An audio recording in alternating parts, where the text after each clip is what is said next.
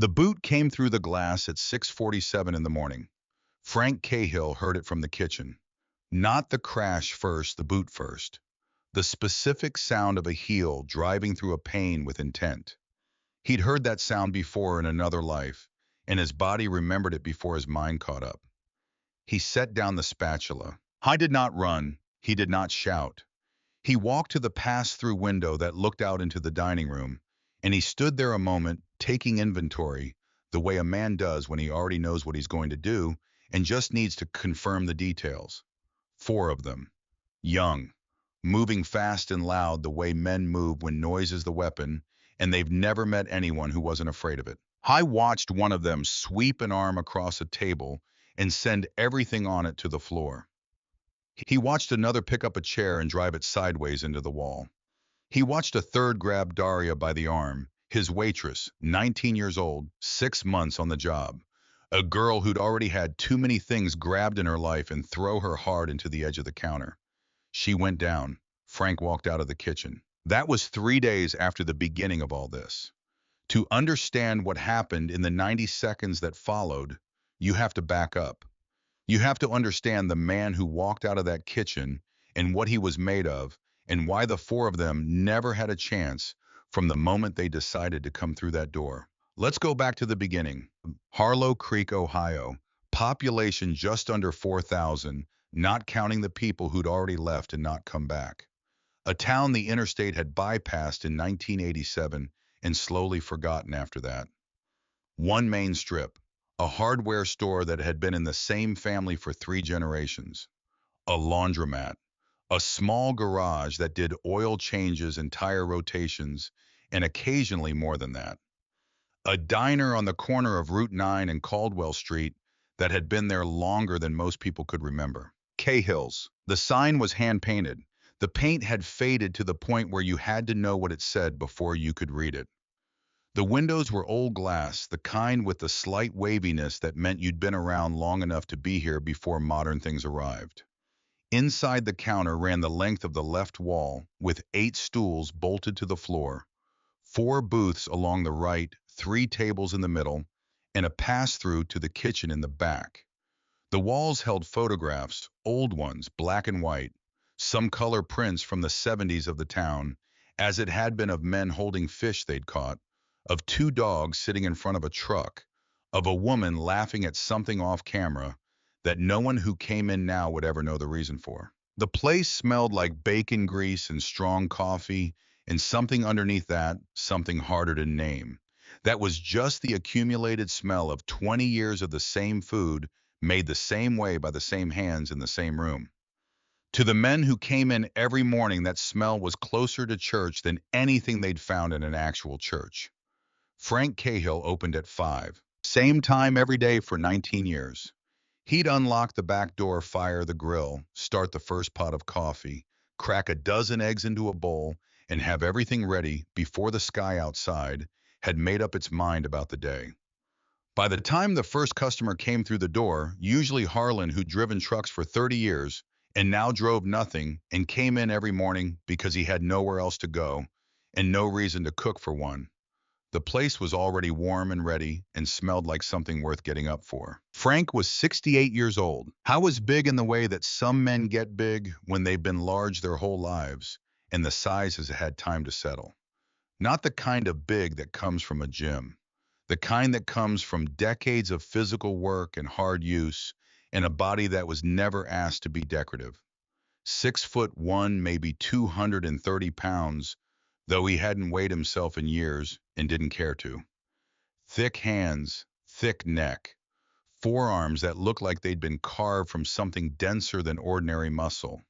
His hair was gray and he kept it cut short. His beard was trimmed close to his jaw. He moved slowly, deliberately, the way a large animal moves when it has no predators and no reason to hurry. I didn't talk much. When he did, people listened.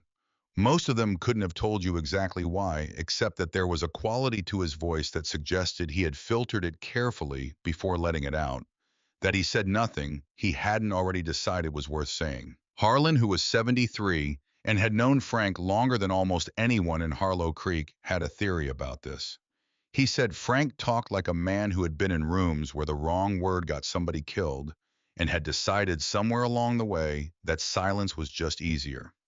Nobody asked Harlan to explain what he meant by that, because in a town like Harlow Creek, you learn to let certain observations sit without pulling on them. Harlan himself was a fixture in a way that only men who have been somewhere long enough become fixtures. He'd driven long haul for 30 years, seen most of the country through a windshield, and come back to Harlow Creek when his knees gave out and his wife passed, and there was nothing left pulling him anywhere else.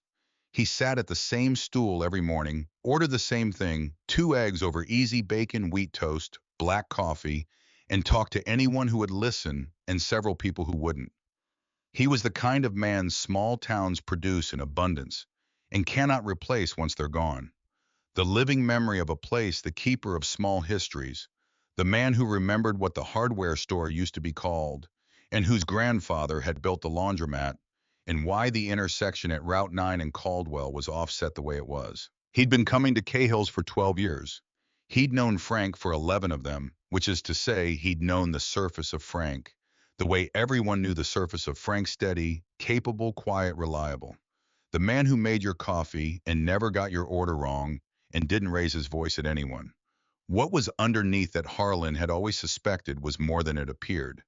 He just never had occasion to find out. Daria had come in on a Tuesday in March, 6 months before the morning with the boot and the glass. She'd knocked on the back door at 7:15, which meant she'd waited until most of the breakfast rush was through before she asked, which told Frank something about her. She was 19, dark hair pulled back, a bruise faded to yellow-green along her left jaw. She stood straight and looked him in the eye when she spoke, which told him more. She asked if he needed help. He looked at her for a moment. Not the bruise, just her. The way she was standing, the way she was holding herself together with the specific, careful posture of someone who has learned that falling apart is a luxury they can't afford. He said he'd been meaning to hire someone. He hadn't been, but he did now. He didn't ask about the bruise. He didn't ask where she'd come from or what she was running from, though he understood clearly that she was running from something.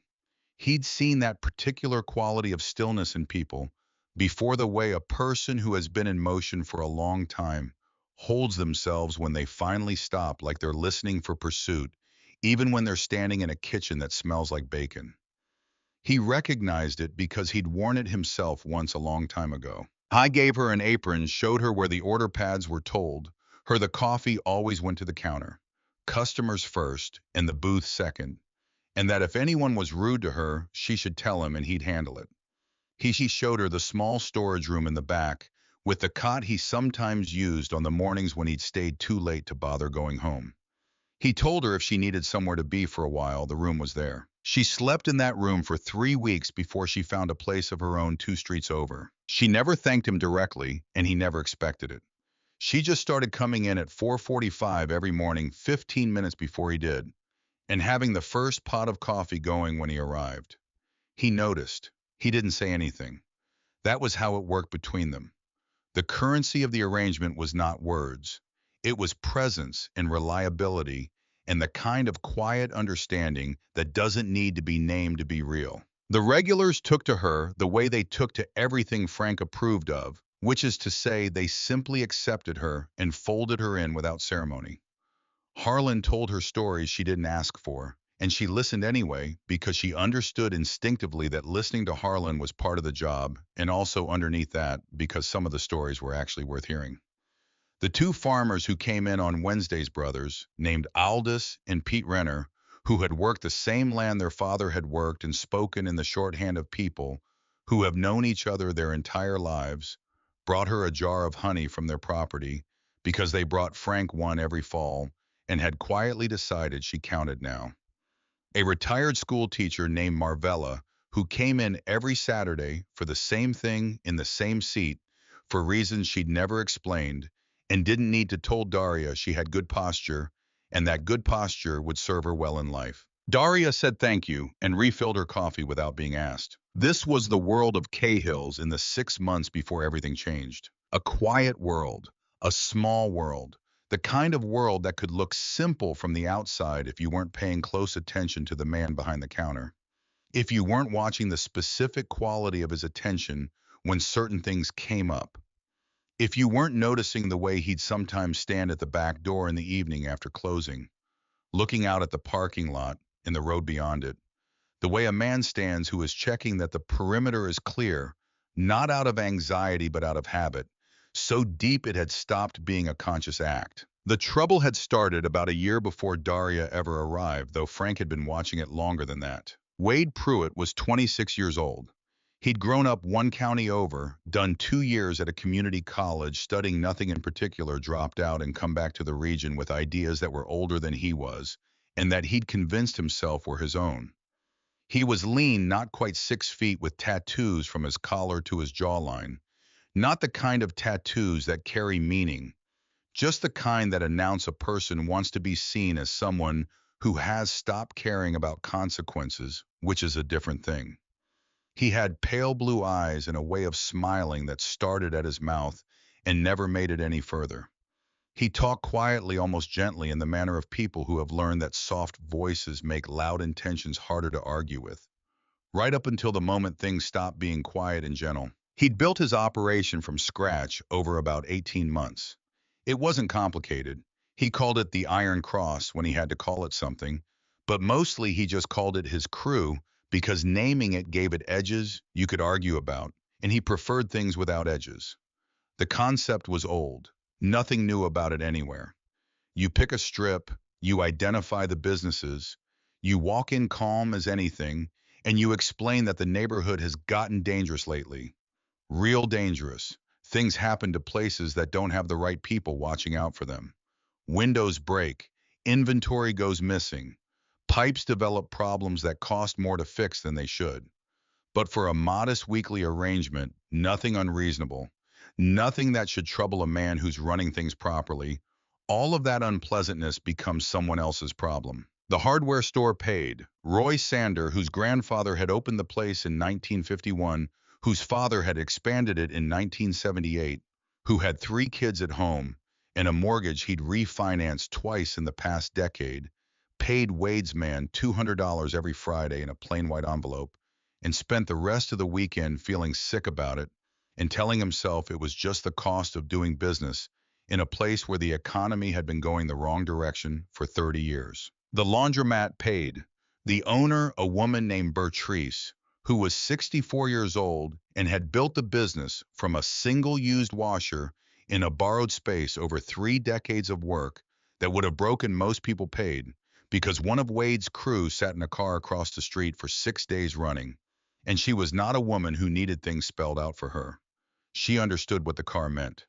She put an envelope on the counter on Friday afternoon. The garage paid, but only after a week during which both front windows were broken on consecutive nights, and a word was painted on the sidewalk out front in red paint that told Boyd Cutler everything he needed to know about how these people operated and how seriously they intended to be taken.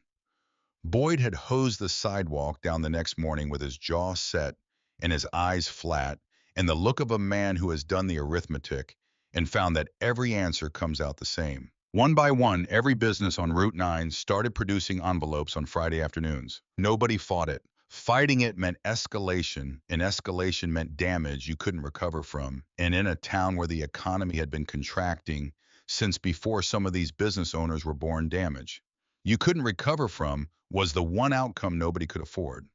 So they paid, and they felt the specific kind of shame that comes from paying for something you know is wrong and doing it anyway because the alternative is worse. And they went home on Friday nights and didn't talk about it at dinner and lay awake wondering how long this was going to go on. Wade was patient about the pace of it. He didn't rush. He was building something, and he knew it, and he was careful the way someone who understands what they're building has to be careful. He moved from business to business, slowly let each one settle into resignation before he approached the next. He walked down Route 9 sometimes in the middle of a Tuesday afternoon, like a man taking a pleasant stroll through property he was considering purchasing. Unhurried, satisfied, the walk of someone who believes the future belongs to them. I had not for a full year of working this strip walked into Cahill's. Frank had noticed this. He'd noticed it in the specific way you notice an absence that is itself a kind of presence. He knew Wade had to have seen the diner. Cahill's was on the corner. You couldn't work Route 9 without walking past it. And yet Wade had gone to the hardware store, the laundromat, the garage, the small insurance office, 2 doors down the barber shop, the copy place that was really a shipping store, and had not come into Cahill's. Frank had his own theory about why. He thought Wade had looked at the diner the way certain animals look at something in the grass that doesn't move in the wind, the way the other things move. Not with fear exactly, with the specific caution of a creature that has learned to recognize the things it doesn't understand. But he also knew that this kind of caution had limits, that what drove men like Wade was ultimately simpler than caution.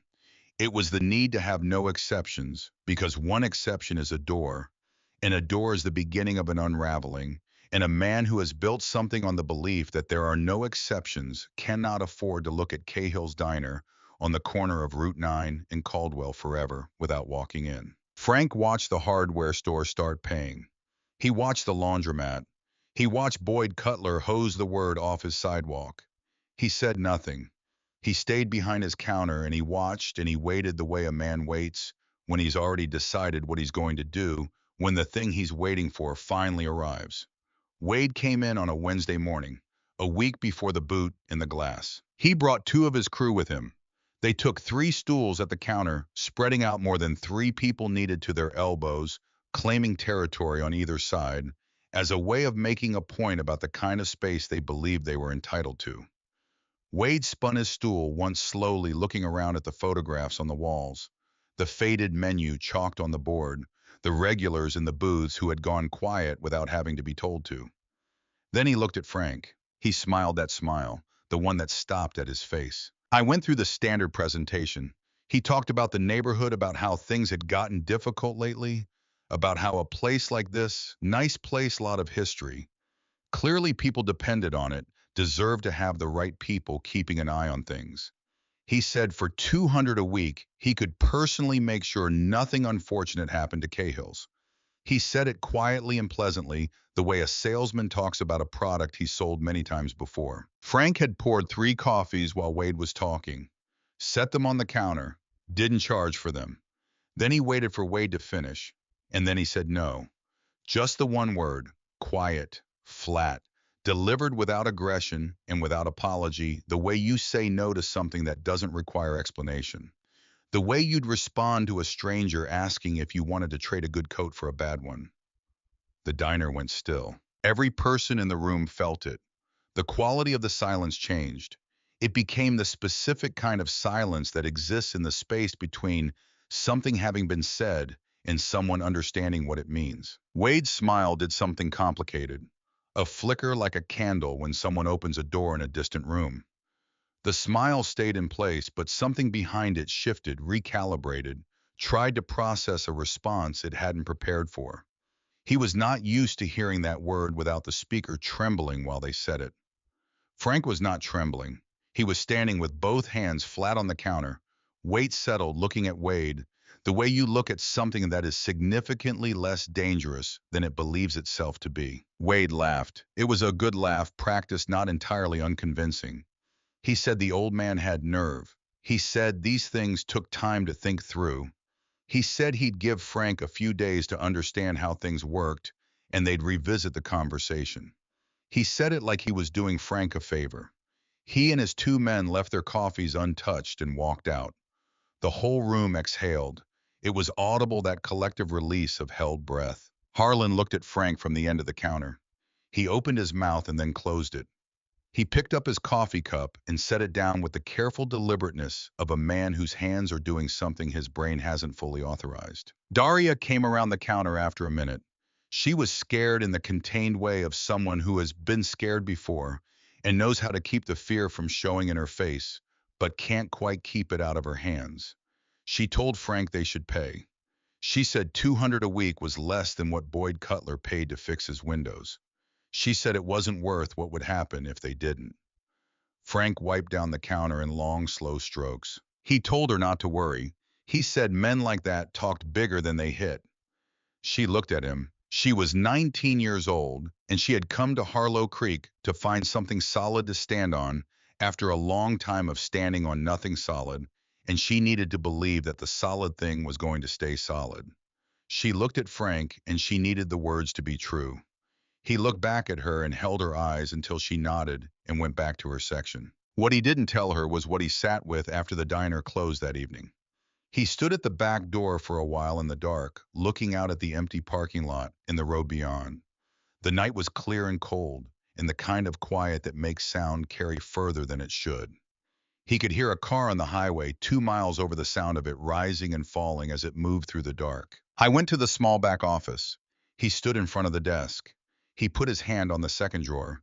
He stood there for almost a full minute. Then he pushed the drawer closed and went upstairs and went to bed. 3 days passed. Monday came and went. Tuesday, most of Wednesday. Frank worked his counter and made his coffee and let himself consider carefully, and without much conviction, that Wade Pruitt had made a calculation of his own and had decided the return on this particular investment wasn't worth the complication.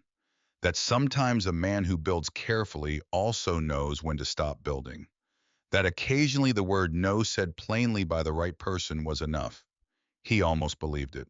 Then Wednesday arrived at 6:47, and the boot came through the glass. He'd heard it from the kitchen. He'd set down the spatula and walked to the pass-through and looked and taken his accounting of the situation. 4 of them. Moving fast and loud and careless, the way men move when they've done this before, and it's always worked before.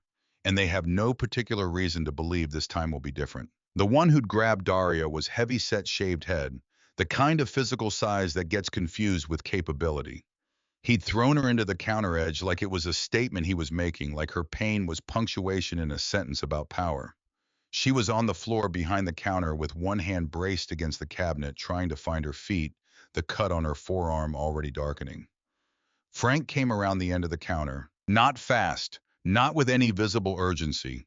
The pace of a man who has somewhere specific to be and sees no reason to rush getting there. The heavy-set one, Bryce, though Frank didn't know his name then, and it didn't matter, saw him coming and laughed. Genuinely laughed the way people laugh when the situation seems so obviously mismatched that the laughter is just a natural response to the absurdity of it. An old man in an apron crossing a diner toward 4 of them was not something Bryce had a category for that included threat. Frank stopped about 4 feet away. He said quietly that Daria was going to get up now and leave through the back, and after that, the 4 of them were going to leave through what was left of the front door, and that was how the next 60 seconds were going to go. Bryce swung at him. The fist left Bryce's shoulder with commitment and traveled the distance between them and arrived at the space where Frank's head had been. Frank's head was no longer there. He'd moved it perhaps 4 inches to the left, a small and unhurried adjustment that required no more effort than stepping around a piece of furniture you know is there. And the fist went past his ear close enough that he felt the displacement of air along his jaw. Before Bryce's arm had completed its arc, Frank's hand was at the back of his neck. He drove Bryce's face into the counter edge once. The sound of it was specific and final. Bryce folded at the knees and went to the floor and stayed there. The other 3 stopped laughing. What happened in the next 80 seconds is the kind of thing that people who were present would spend years trying to describe accurately and never quite manage, because the event didn't have the quality of something that could be sequenced after the fact. It had the quality of something that was simply over before it was understood to have begun. Here is what they could agree on. It was not a fight. A fight involves 2 parties exchanging efforts with some rough equivalence. What Frank Cahill did was something older and more deliberate than a fight. It was closer to work. The efficient completion of a job using exactly the tools and effort required, and not 1 unit more. The second man came with a chair, swinging it down toward Frank's head in a wide arc that had momentum but no precision. Frank stepped into the arc inside the chair's radius so that when it came down, it landed across his upper back and shoulder rather than his skull. He took the impact, absorbed it, used the man's overcommitment to the swing to land one short, precise strike just beneath the man's ribs. The man dropped the chair, bent forward, and found he couldn't coordinate his lungs to do what he needed them to do. He stayed bent. The third man went low, trying to get his arms around Frank's waist and take him to the ground, which was sensible in theory. Frank moved laterally, turned into the tackle rather than away from it, used the man's own downward momentum in the direction of his drive, and the man's shoulder met the floor at an angle the shoulder was not designed to accommodate. He grabbed it with both hands and stayed down. The fourth one, the youngest of them, maybe 20, stood back for a breath and a half and looked at the information in front of him. Three of his people on the floor in a time that didn't make sense, and then threw a wild looping punch that was more desperation than technique. Frank leaned back from it, got one hand in the collar of the young man's jacket and the other in his belt, and walked him the length of the dining room at a steady pace, and through the empty frame where the front door had been. The young man hit the sidewalk outside. He stayed there. Total elapsed time as best anyone could reconstruct afterward, 80 to 90 seconds. The diner was completely quiet. Harlan sat in his booth with a piece of toast suspended halfway between the plate and his mouth. He put the toast down. He looked at Frank. He looked at the three men on the floor. He looked at the young man visible through the door frame, sitting up on the sidewalk outside and blinking at the morning. He put the toast all the way down and did not pick it up again. Frank went behind the counter. Daria had gotten to her feet. There was a cut on her forearm from the counter edge, bleeding steadily, and she had her other hand pressed over it. She was looking at Frank with an expression that didn't belong to any of the categories she'd used to look at him in the past 6 months. Something had rearranged itself behind her eyes, something that was going to take time to fully settle. He checked the cut, asked if she could walk. She nodded. He got the first aid kit from under the counter, cleaned the cut, closed it with 2 strips of tape, put a bandage over it, told her to keep pressure on it, and sit on the stool. He stepped over the men on the floor without looking at them. He stepped around the broken glass from the door. He looked at the young man on the sidewalk who was sitting up now with his hands on his knees and the expression of a person who has reached into something they thought was familiar and found it contained something they have no framework for. Frank told him to pick up his friends and go back to Wade Pruitt. He told him to say that Cahill's was not going to pay. Not this week and not any week, and the conversation was finished. They went. It took a while. The heavyset one needed 2 of them to manage. They went out into the morning and didn't look back, moving with the specific, careful deliberateness of people who understand they are in the presence of something they don't want to provoke any further. Frank watched them go. Then he turned and looked at his diner. The broken glass on the floor, 3 overturned chairs, a cracked table, an entire rack of glasses on the floor in pieces. The front door, nothing but a frame. He went and got the broom from the kitchen. He swept up the glass himself. Slow, methodical, starting at the door and working inward the way you address any mess. Begin with the worst of it and work towards something manageable. Harlan watched him. The 2 men in the corner booth watched him. Nobody spoke for a while. Then Harlan said slowly that he'd been coming in here for 12 years. He didn't finish the thought. He left it sitting there because what needed to be said was in the sentence he didn't complete. Frank told him breakfast was on the house and to stop staring and eat. He went back behind the counter. He checked on Daria. He told the regulars in a voice that was ordinary and steady that the police would probably want to ask some questions and he'd deal with it and there was nothing to worry about. He believed that. He wanted to. He poured himself a cup of coffee. The first one of the morning, which was unusual. He generally had one while he was prepping and then didn't bother until the rush was through. He sat on the stool at the end of the counter nearest the kitchen door, the one he thought of as his, and he let out a long breath and held the cup in both hands. His shoulder ached where the chair had come across it. Not badly. He'd taken worse from worse. His hands were fine as they always were.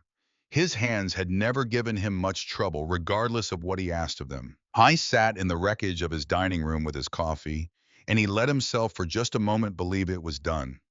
That the message had been delivered in the only language it needed to be delivered in and received, and that Wade Pruitt would now do the arithmetic and decide that the 200 a week he might eventually have gotten from Cahill's was not worth the return visit.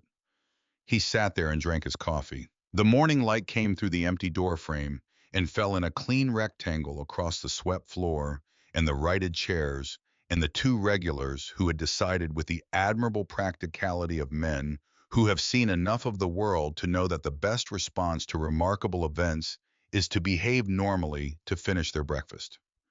Frank rolled his shoulder, drank his coffee. The phone behind the counter rang. He let it ring twice. Then he reached over and picked it up. He listened. He did not speak. The man on the other end said his name. Not Frank, his full name. Both parts of it, Frank Cahill. Said with the specific weight of someone saying something they have confirmed through research rather than assumption. Then the man said four words that made Frank set his coffee cup down on the counter very slowly and very carefully, the way you put something down when you're not certain your hands will manage it at speed. The voice said, "We know who you are." Frank stood with the dead phone against his ear and the sound of nothing on the line and the morning sun coming through the empty door frame of his diner and the smell of coffee and bacon grease that had been the total texture of his days for 19 years, and something that had been asleep in him for a very long time opened its eyes. He hung up the phone. He stood there. Harlan was watching him from the end of the counter. He'd seen something happen to Frank's face in the moment between the phone being at his ear and the phone being back on the hook. He'd seen the particular expression that had been there, the easy, settled expression of a tired man who has handled something and is ready to let it be behind him, go out like a light being switched off. What replaced it was something Harlan didn't have a name for, something older than the man he thought he knew, something that sat in the set of the jaw and the quality of the eyes and was not comfortable to look at directly. Frank looked at the phone, then he looked up. And Harlan understood in the wordless way that people who have been paying close attention for a long time sometimes understand things that whatever Frank Cahill had walked away from a long time ago had just looked up from wherever it had been and found out exactly where he'd been walking to. Ollie Marsh was 54 years old and had been in Wade Pruitt's crew for 2 years, which made him the oldest member by close to a decade, and also the only one who understood when the four came back from Cahill's in the condition they came back in exactly what had been set in motion. He'd been in the back room of the garage on Tillman Street that Wade used as an office, drinking bad coffee out of a paper cup and going over some numbers on a tablet when he heard the door open. He looked up. He looked at the four of them. He looked at Bryce's face, at the way the other three were holding themselves, at the general condition of men who have been through something they didn't expect and haven't finished processing. He put down his cup. He asked what happened. They told him. He listened carefully. He asked them to describe the man. Old, they said. Big, gray hair, apron, moved fast, moved different, moved like nothing they'd ever seen. Put all four of them down in less than 2 minutes, like he was doing something routine. Ollie sat with this for a moment. He asked what the diner was called. They told him. He put the tablet face down on the table and was quiet for long enough that the other men in the room started to shift uncomfortably. Then he said very quietly that they needed to get to Wade before Wade made any calls. Wade was in the front office pacing. He'd already heard the short version, and the short version had made him cold in a way that pacing was not fixing. 4 men, 1 diner owner, under 2 minutes. The version of this story that was going to be circulating through Harlow Creek by noon was going to be a problem that went beyond the 200 a week from a corner diner. Ollie waited for him to finish a length of the room. He said there was something Wade needed to hear before he picked up his phone. Wade stopped pacing. He looked at Ollie with the particular attention he gave Ollie when Ollie used that tone, which was the tone of a man who has decided something is worth saying despite expecting it won't be easy to hear. He sat down. Ollie told him about the roads in the 80s. Not all of it, just enough to set the geography of the thing. He talked about the clubs that had run the interstates through this part of the country during that period. Not the kind of clubs that got romanticized in movies, but the actual thing, which was older and harder and more structured than any movie had managed to capture. He described the hierarchy of those organizations, the way they worked, the different levels of what a man could be inside that world, and what those levels meant in practice. And then he said the name, Cahill. He said it carefully. The way you say something when you are not certain saying it is wise, but you are more certain that not saying it is worse. He told Wade that in the specific world he was describing in the specific geography of the Midwest interstate corridors, that name had carried a meaning for a long time that was different from what most names carried. Not fear exactly, though fear was part of it. Something more functional than fear. The kind of meaning attached to a name when people know that if something needs to be finished, finally, completely without loose ends, that's the name you use. He said older men in that world said Cahill in the past tense, because the general assumption was that a man who did what Cahill had done didn't retire in any normal sense of the word. He just eventually stopped being reachable. And yet, Harlow Creek, Ohio, a diner, 19 years, apparently alive and fully operational as four of their men had just discovered. Wade was quiet for a moment after Ollie finished. Then he said that changed things. Ollie said it did. It changed them significantly. And the direction the change pointed was toward leaving Cahill's alone, absorbing the loss of the 200 a week as the cheapest tuition they'd ever paid, and considering the matter closed. Wade shook his head. He said Ollie didn't understand the situation. He said the situation was this: by noon, everyone on Route 9 was going to know that Wade Pruitt sent four men to Cahill's and one old man sent them home. And then everyone was going to be watching to see what Wade did about it. Because the thing Wade had built, the whole structure of it, was built on one foundation. Not violence, not numbers, not any particular capability. The foundation was the certainty that there were no exceptions, that the cost of not paying was always without variance worse than the cost of paying. One exception, and that certainty was gone. And without that certainty, the hardware store stopped paying, the laundromat stopped, the garage stopped, and 18 months of careful work unraveled in a week. He said he'd seen it happen to other people. He was not going to let it happen to him. Ollie looked at him for a long time. He said Wade was making a mistake that he was not going to be able to walk back from. Wade said maybe. He said it was his mistake to make.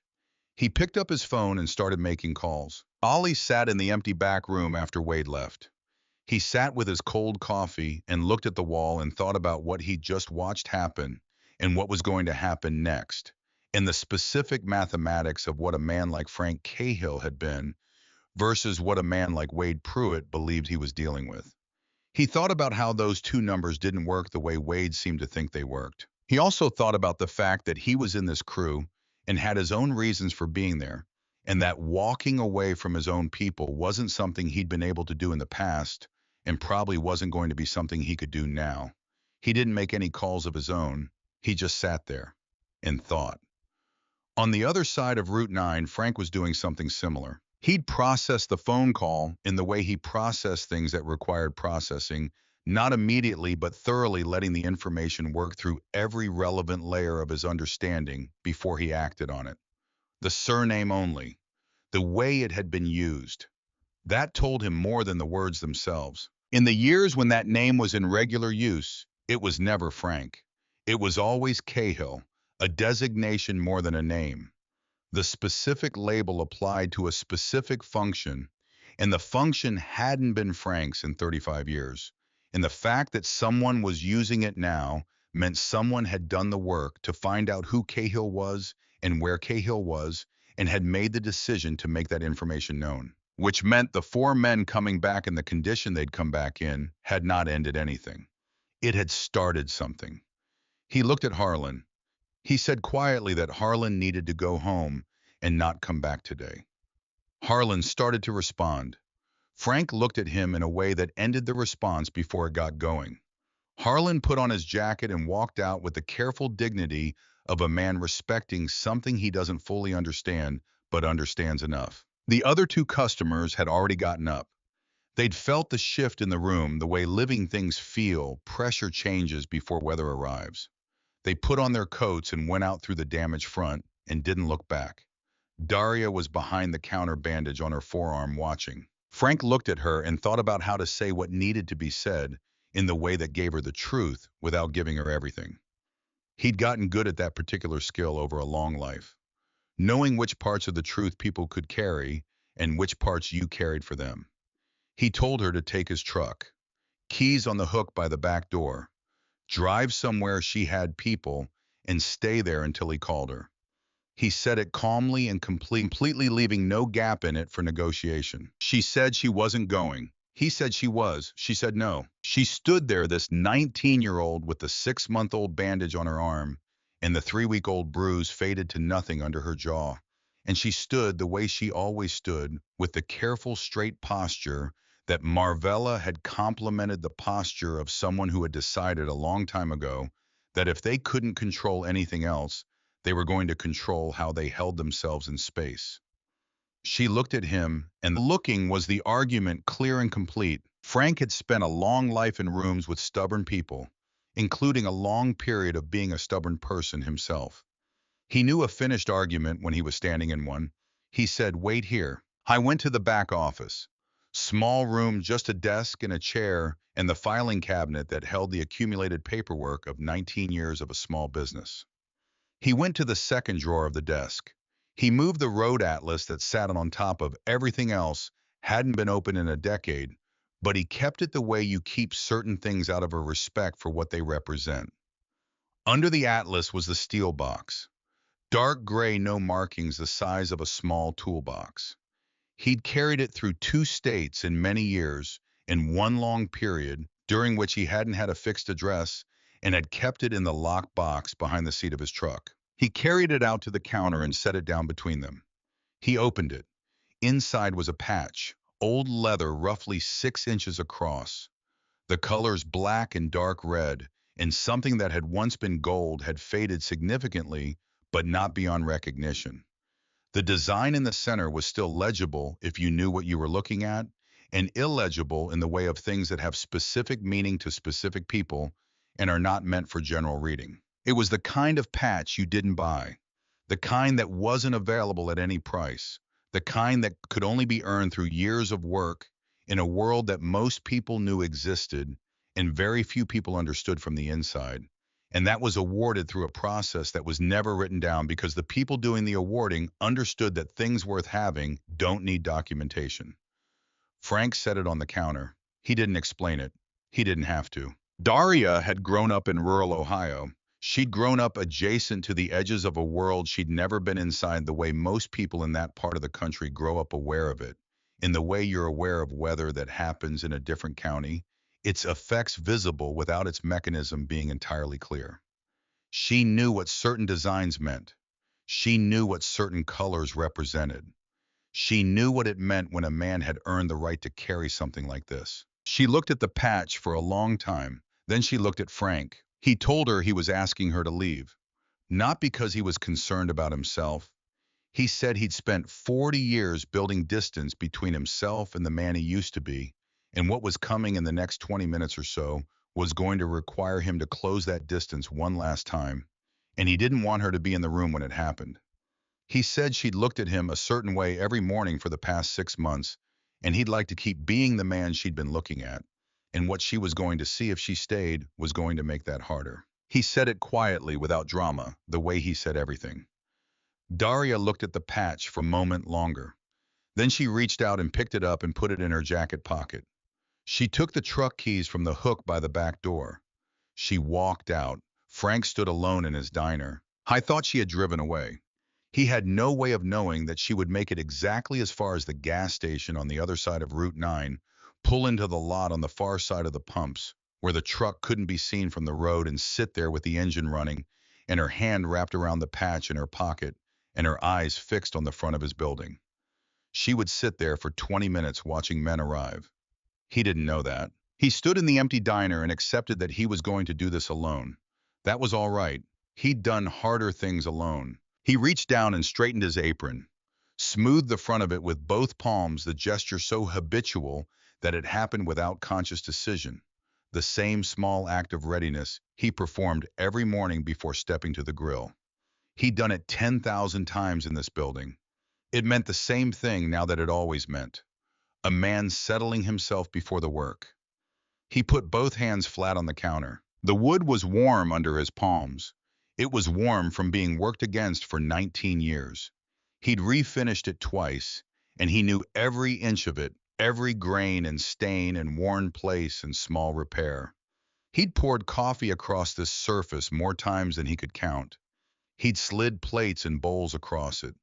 He'd had the kinds of conversations across it that happen best when there's something physical between the people, talking some surface to look at instead of each other, some task to occupy the hands while the important things get said.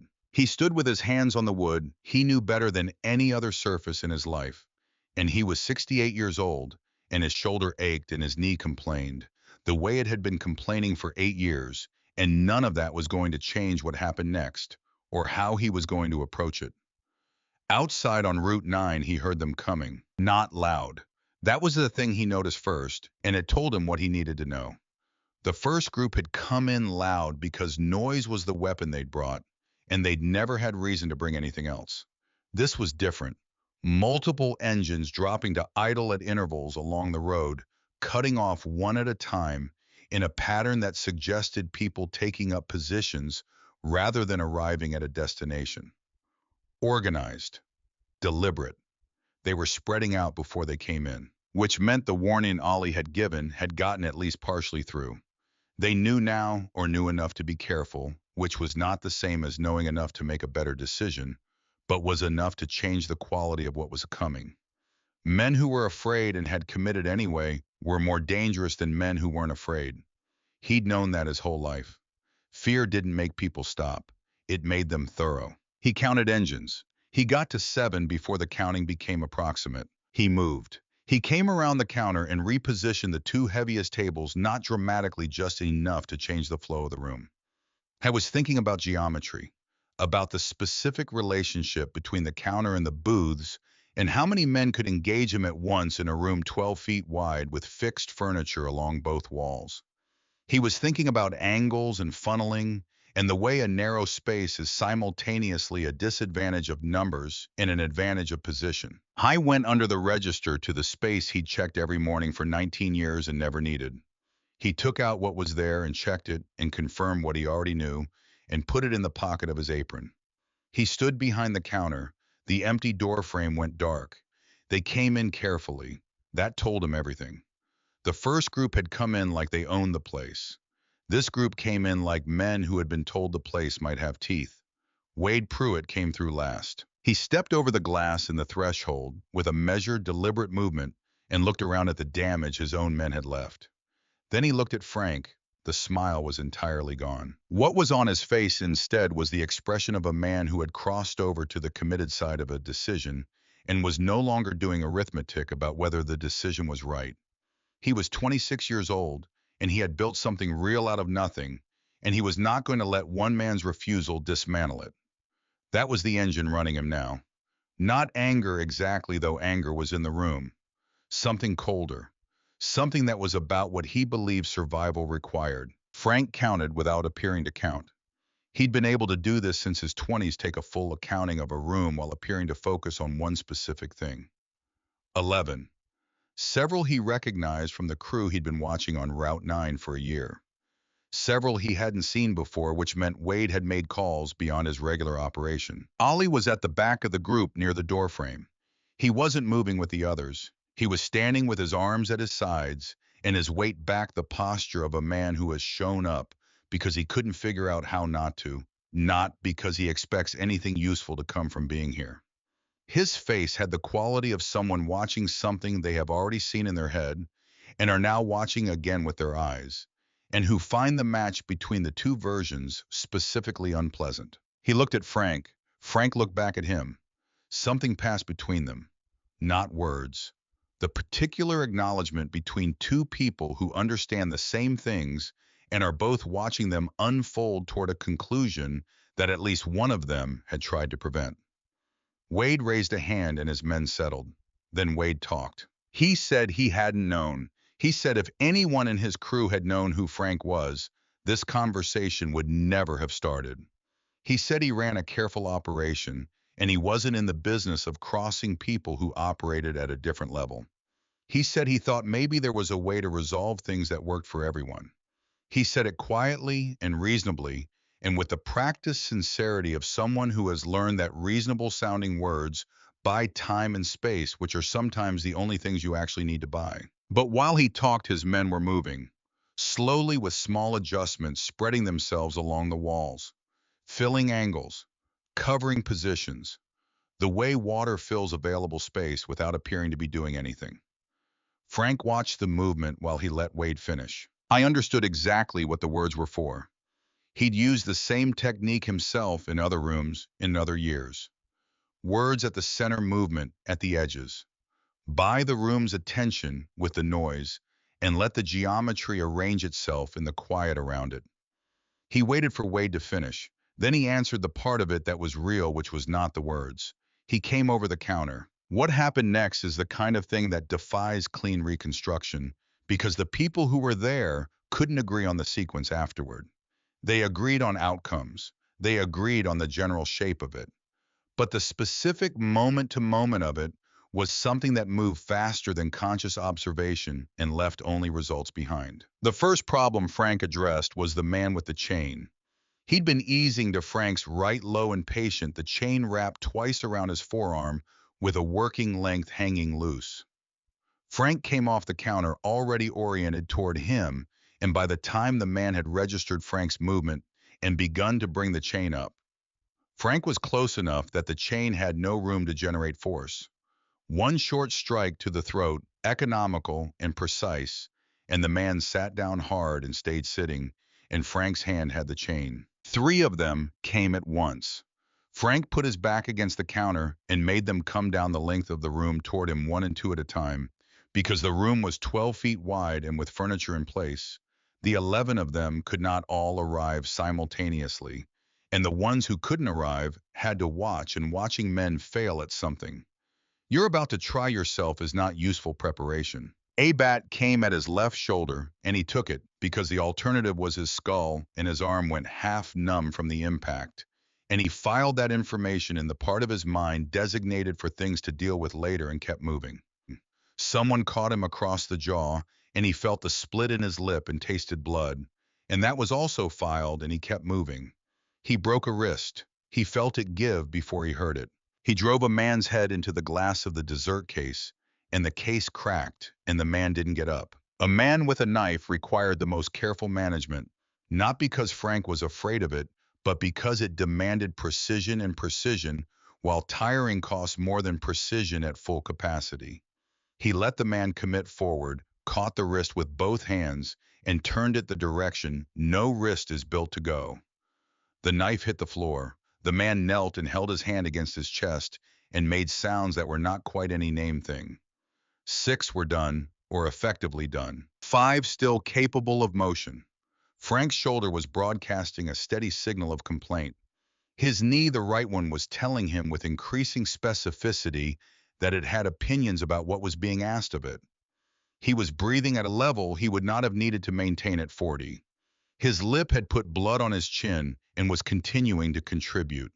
He was still the only person in the room standing without assistance. He moved through the remaining space, and the remaining men found him, and he found them, and the finding was consistently to his advantage, because the advantage he had was not physical superiority, not at 68.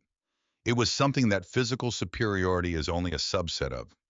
It was the accumulated knowledge of a man who had spent decades understanding exactly what a human body could and couldn't do, and exactly where the boundaries were, and exactly what happened when you pushed at those boundaries in the right place at the right moment. I was on the 7th man when Wade moved. He'd had Wade in his peripheral vision the entire time. Wade had kept himself at the far end of the room, which was correct. Wade was not stupid, and getting personally involved in the physical portion of this was not where Wade's strengths lay, and he'd known it from the first 30 seconds. He'd been holding himself back, watching, waiting for the moment when the math changed in his favor. Now he was moving, not toward Frank. His hand went to the back of his waistband. Everything in the room stopped. A firearm changes a room in a way that no other variable changes it, because it removes all other variables from the primary position. Strength, experience, position training, everything becomes secondary to the question of whether the person holding the gun will use it and whether the bullet will go where intended. Frank knew this better than most people alive. Frank stopped. 6 men on the floor, 4 more or less standing. Ollie at the back near the door, Wade at the far end of the counter with the gun in his right hand. The hand was trembling, not dramatically. The fine, specific tremor of a man holding something heavier than its physical weight. Frank looked at the gun, and then at the hand behind it, and then at the man behind the hand. He had a great deal of experience reading men who were holding guns. He knew the specific differences between a man who had done this before and a man who hadn't. The differences were subtle but consistent. The way the eyes moved, the rhythm of the breathing, the quality of the grip too tight was as telling as too loose. Wade had never crossed this particular threshold. You could see it in every one of those indicators simultaneously. He also knew that a man who had never done it could still do it. Inexperience didn't make the weapon inoperable. It made the man holding it more unpredictable, which was its own species of danger. Frank was very still. He looked at Wade. He said quietly that if Wade was going to pull that trigger, he needed to be certain it finished the job completely. Because if it didn't finish the job, if the bullet put Frank down, but didn't put him all the way down, then Wade was going to watch Frank get back up and come the rest of the way across the room. And after that, there would be no second shot and no more conversation. And the night would end in a way that was going to be significantly worse for Wade than anything that had happened so far. He said it as a fact, the way you describe weather or gravity, something that will happen regardless of anyone's preferences. Wade stared at him. The tremor in his hand had not improved. The room was entirely silent. The men, still conscious, were not moving. Ollie at the back had not moved throughout. He was watching with the face of a man who is seeing in physical reality something he has already fully understood in his mind, and who finds the correspondence between the two deeply and specifically unpleasant. The door opened. Daria walked in. She came through without hesitating, without pausing at the threshold, without any of the small involuntary hesitations that appear in a body that isn't certain about what it's walking into. She had decided something while she was sitting across the road, and the deciding was done, and what was left was just the walking. She'd seen the gun through the window. She'd watched Wade's arm come up and seen what was at the end of it, and sat for approximately 4 seconds with her hand around the patch in her jacket pocket, and then she'd opened the truck door and crossed Route 9. She stopped just inside the door frame. She reached into her jacket pocket. She pulled out the patch and held it up, high above her shoulder, turned outward so that everything in the room could see it. The faded colors, the design, the symbol that meant something specific to people who knew what they were looking at, and nothing to people who didn't. And in this room, in this part of Ohio, in this particular collection of men, it turned out there were enough people who knew. She said they all knew what this was. She said the man standing in that room had earned it, and the people who gave it to him were still out there. And those people did not forget the men who carried this patch. She said whatever happened in the next 60 seconds was going to reach those people.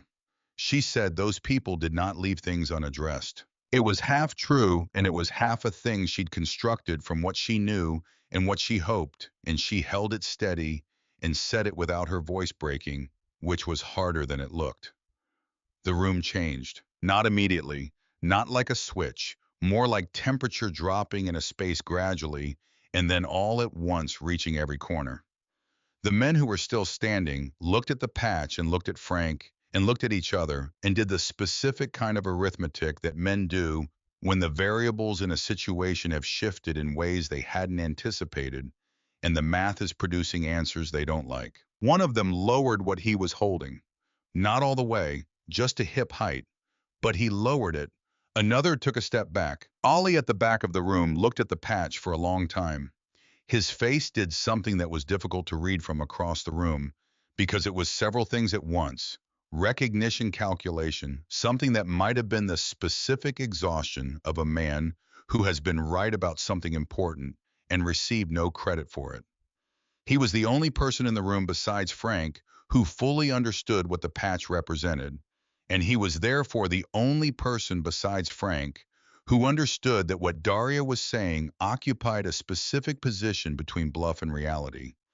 Not entirely either, because the possibility was real enough that you had to treat it as real. And in the mathematics of what this crew had just done, To the man who carried that patch, the possibility was not something anyone in their right mind would want to test. He looked at Wade. Wade was still holding the gun. But something had shifted, and Wade was trying to process the shift in real time without enough information to do it cleanly. He was 26 years old, and he had walked into this room with a plan, and the plan had not survived its contact with the next 40 minutes. And now a 19-year-old girl was standing in the wreckage of his plan, holding a piece of old leather that was changing the temperature of the room in ways he didn't have a framework to predict. He looked at the patch. He looked at Frank. Frank had not moved. He was standing in the middle of his dining room chain and hand blood on his chin, with the complete and unhurried patience of a man who has occupied this particular position before. Not this room, not these people, but this moment. The moment where everything reduces to one person's decision, and who understands that the way to influence that decision is to be as clearly and completely as possible exactly what you are, and then wait. Wade did the math. You could see it. It wasn't fast. It took close to a minute, which in a room that's silent with that much having occurred felt significantly longer. He was working through what he had come in with and what had actually happened and what was now being held up across the room and what Ollie had tried to tell him and what all of it added up to. He had sent 4 men. They had come back in the condition they'd come back in. He had assembled 11 men and come himself. He had watched those 11 men, experienced men who had done this work in other rooms and come out ahead, get addressed by one 68-year-old diner owner with methodical efficiency in a way that owed nothing to luck or surprise and everything to something that was simply foundational to the man. Something that 11 men in a room had not been enough to change. I was here with a gun, which was the last variable available to him, and the man across the room had told him, without drama, what that variable actually bought, which was one chance, and if that chance didn't finish what it started, nothing in this room was going to save him. And there was the patch, and there were the people Ollie had tried to tell him about, whose possibility was now standing in the room in the hands of a 19-year-old girl who had walked back in from across the road. And there was Ollie himself, who had tried to tell him, who was standing at the back, not helping, who had been right about all of it, and was now just waiting for the physical reality to catch up to the understanding he'd had from the beginning. Wade lowered the gun, not all the way. The barrel dropped toward the floor and his arm descended slowly like a weight that had been accumulating since he picked it up and had finally exceeded what he could hold. His hand was still shaking. Frank walked toward him. He walked the length of his dining room, stepping around the men on the floor, moving through the space. The standing men opened for him without being asked. He walked the way a man walks toward a job that has waited long enough. No performance in it, no hurry, just direction and intention in the absolute absence of doubt. He stopped in front of Wade. He stood close enough that he could see Wade's eyes clearly, the way they were moving slightly faster than they should, cataloging information in a sequence that wasn't producing useful output. He stood close enough that Wade could see the blood on his jaw and the specific quality of what was in Frank's eyes, which was not anger and was not triumph and was not any of the hot things. It was something much colder and much more final than any of those. Frank put his hand out, palm up. Wade looked at the hand. He looked at Frank's face. He looked at the hand again. The gun had gotten heavier. You could see it in the way he was holding it. It had acquired the specific weight of something that is no longer doing what it was brought to do. He placed it in Frank's palm. He let it go. In the letting go, something concluded. Not just the standoff, not just the evening. Something larger. The thing Wade had built over 18 months on this strip. The thing that existed because everyone on Route 9 believed without exception that there were no exceptions, had just produced the largest exception imaginable.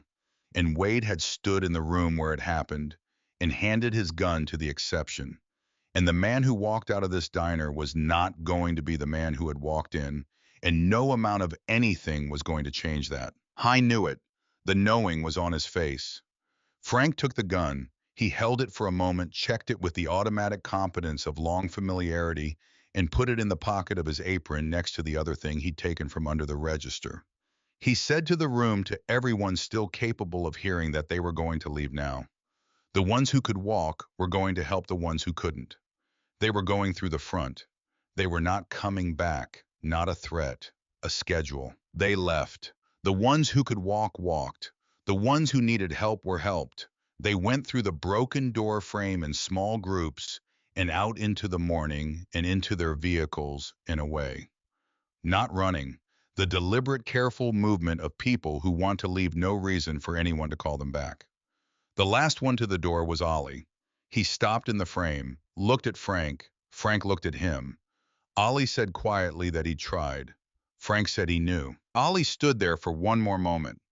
Then he nodded the brief, complete nod of two people who understand the same things and are acknowledging that understanding without needing to say what it is, and walked out. Frank watched him go. Then he was alone, or nearly alone. Daria had lowered the patch to her side. She was standing near the door with the leather between her fingers and an expression that had several layers to it. Not fear, not exactly awe, something more complicated and more permanent than either. The expression of a person in the process of revising a significant number of things they believed they understood about the world they were in. Frank looked at her. He said she was supposed to leave. She said she'd left to the gas station. He considered this for a moment. He said the gas station was across the street. She said yes, it was. He looked at her for another moment, and something shifted in his face. Not a smile exactly, not with everything that was still on the floor of his dining room, but something adjacent to one. Something small in particular around the eyes. He said, "Come in," and closed the door.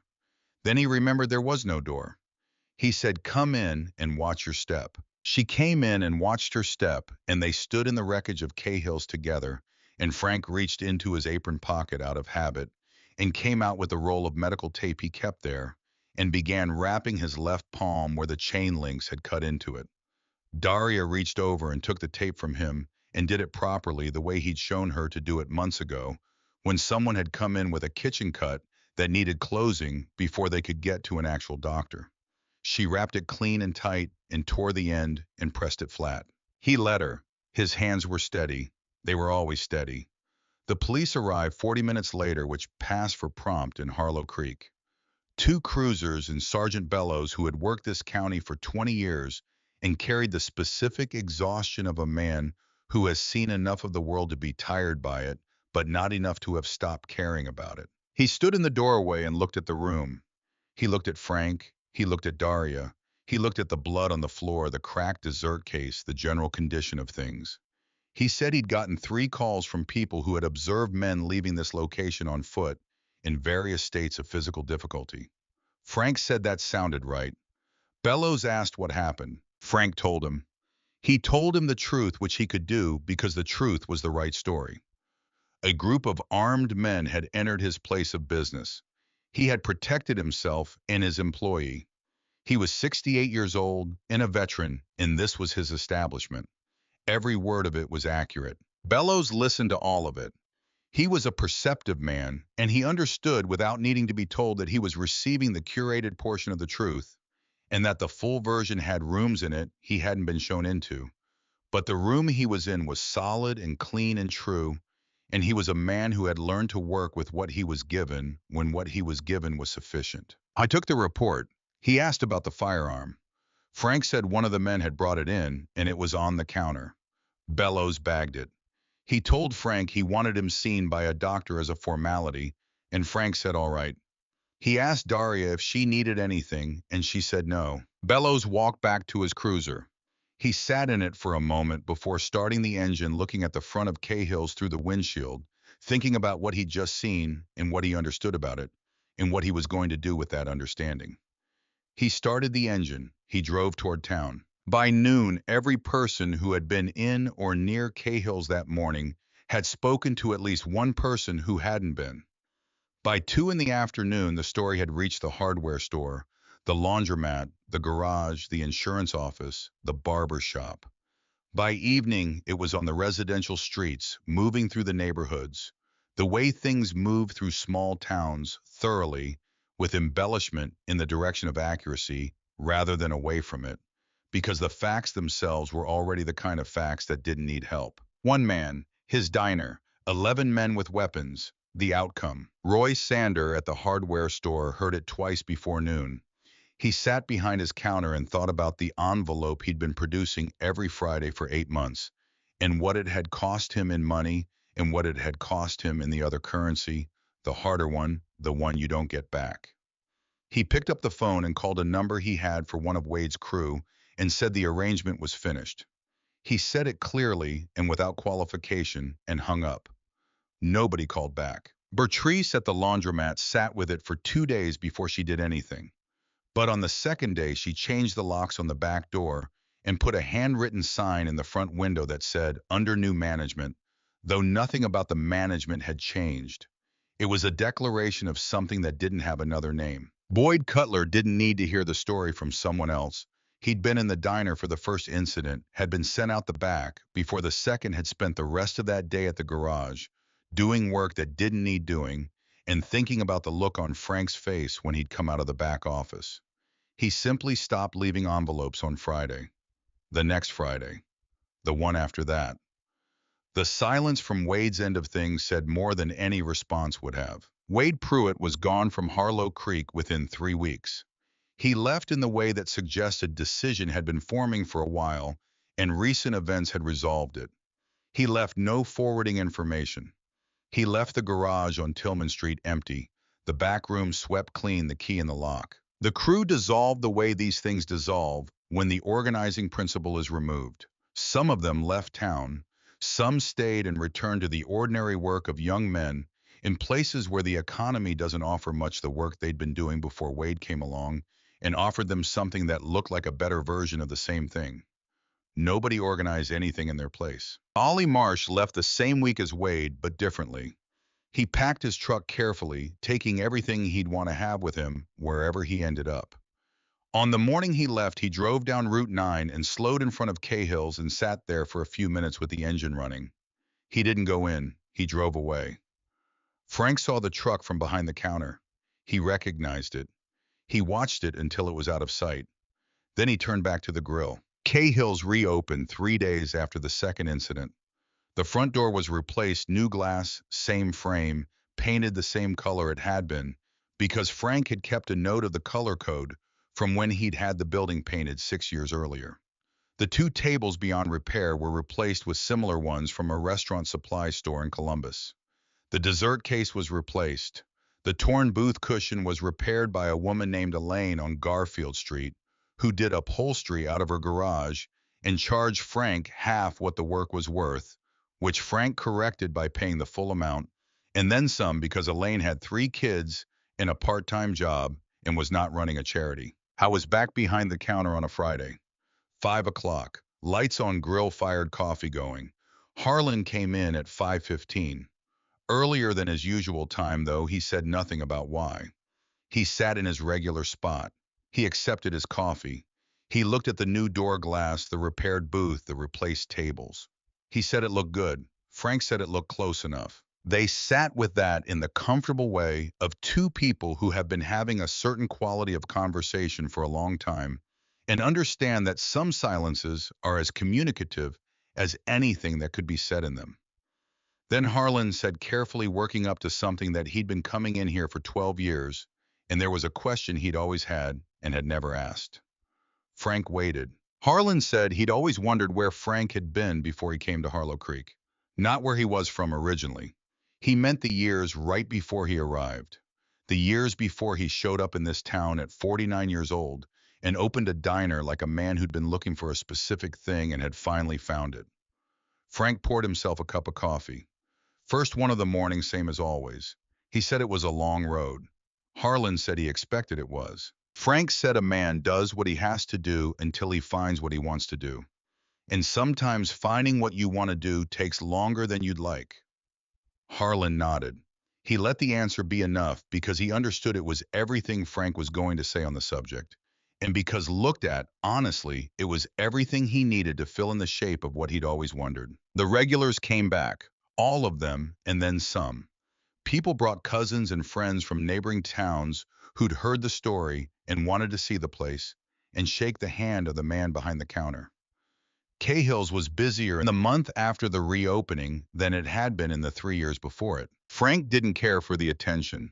He poured coffee and waved off thanks and redirected conversations toward the food and the weather and the general state of things in the county, which were his preferred topics because they were concrete and present and didn't require him to be anything other than what he was on an ordinary morning. He was the man who made your breakfast. That was enough. That had always been enough. The attention faded the way he wanted it to slowly over weeks. The new people became regulars, or they came once and moved on, and either was fine. The story settled into the permanent record of the town, the category of things everyone knows and nobody needs to keep repeating because it's already part of the texture of the place. Daria was different after that morning. Not dramatically, not in ways she could have named herself probably. But Frank noticed because Frank noticed things, because noticing things had once been how he stayed alive, and old habits of that particular kind don't dissolve entirely. She moved differently in the space. Not with more confidence exactly, she'd had a self-contained confidence from the beginning. The confidence of someone who has survived things and knows they've survived them. This was something else, a kind of settledness, the specific settledness of a person who knows precisely what the ground they're standing on is made of. She'd known the surface of Cahill's for 6 months. Now she knew the foundation. 2 days after the reopening, she came into the back office while Frank was working through invoices. She put the patch on the desk next to the road atlas. She didn't say anything for a moment. He looked at the patch. He looked at her. She said it was his. He said he knew. She said she thought he might want it back in the box. He said he supposed it belonged there. He picked it up and opened the steel box and placed the patch inside and closed the lid and put the box back in the drawer under the road atlas and pushed the drawer closed. The drawer that had been there for 19 years never opened until today. The drawer that was going to stay closed now for good. Daria stood for a moment. Then she said she understood now why he'd never asked her what she was running from. He looked at her. She said she figured he already knew what it felt like to be running from something, and that he'd decided it wasn't his business to ask someone else about theirs. He was quiet for a moment. Then he said that was about right. She nodded. She went back out to the dining room. He sat at the desk and didn't return to the invoices for a while. He just sat in the small room and listened to the sounds coming through the wall. The coffee maker cycling, the bell on the pass-through, Harlan's voice telling something to someone at the counter, the particular cadence of a man in the middle of a story he's told before and still believes is worth telling. The creak of the third stool from the left, which he'd been meaning to tighten for 2 years, and which he made a note now to actually tighten today before he forgot again. The sounds of his life, the exact texture of the 19 years he'd built in this building. He'd found this place at 49 years old at the end of a long road that had moved through more states and more rooms and more years than he talked about. He'd arrived in Harlow Creek on a Tuesday in October, driving through on the way to somewhere he no longer remembered specifically wanting to be, and he'd seen the diner on the corner and pulled in and sat at the counter and had a cup of coffee that was genuinely bad and looked around at the room. The waviness of the old glass, the photographs on the walls, the particular quality of the light in the late afternoon, and understood with the wordless certainty that comes to a man who has been in motion long enough that he's learned to recognize stillness when he's standing in it, that this was the place. He'd asked about it. He'd bought it. He'd refinished the counter himself. He'd repainted the walls and put up the photographs and opened on a January morning at 5 o'clock the same way he'd opened every morning since. He'd been capable at what he'd done before this. He'd been very capable. He'd been better at it than almost anyone else in the world he'd done it in, and for a long time that had felt like the same thing as being good at something worth doing. It hadn't been. This was, not because it was easier, because it was chosen, because every morning for 19 years he'd opened the back door and fired the grill and started the coffee and stood behind his counter in the specific knowledge that he was exactly where he'd decided to be, doing exactly what he'd decided to do, and that was a different thing from everything before it, in a way that didn't need a name. He sat in the office and listened to the diner. Then he went back out and poured coffee. Frank Cahill ran Cahill's for 11 more years after the morning with the boot and the glass. He opened every day at 5. He fired the grill and started the coffee and had the place ready before the sky made up its mind. He poured coffee and made eggs and did not raise his voice, and the town that had thought it understood him learned one more layer of what was there and accommodated the new understanding without fuss, the way good towns accommodate things they believe in. He never had another incident, not even close. Whatever signal had gone out through whatever channels carried these things, it had gone out clearly. Route 9 and Harlow Creek became in conversations in certain places among certain kinds of people, the street where you didn't. Nobody needed to say more than that. Nobody who understood the reference needed more explanation. Frank didn't know about those conversations, or if he knew, he didn't mention it. He opened at 5 and closed at 9 and lived in the apartment above the diner and did the work in the same way for 11 more years. He died on a Tuesday night in November, in the apartment above the diner in his sleep. He was 79 years old.